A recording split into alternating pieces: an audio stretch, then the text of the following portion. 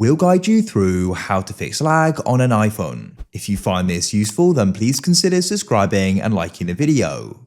Your iPhone lagging can make it annoying to go and use, especially in games. So let's get into some different fixes you can try. First of all, if your iPhone is in low power mode or is just very low on battery, this can go and cause lag. So what you want to do is go and open up your settings, come down and go and find battery and tap there, and you can go and switch off low power mode. If it's on, your battery will be orange and you can try turning it off like so.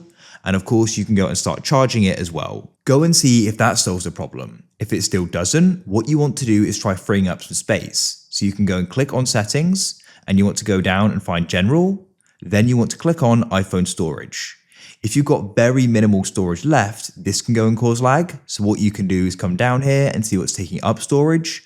You can go and clear photos and videos and delete apps. Go and see if that solves the problem. If it doesn't, if you've got a lot of apps currently open, that can cause lag. So you can go and swipe up on your phone screen like so and start closing the apps like this. You can use multiple fingers at a time to speed up the process. If that doesn't solve the problem, then you can try performing a restart on your device. To do that, press the increase volume button, the decrease, and hold down the side power button. Keep it held down. Your phone screen will go black. Release it when you go and see the Apple icon, like so, and it will start again. Hopefully now the lag is fixed. If you found this useful, then leave a like for more.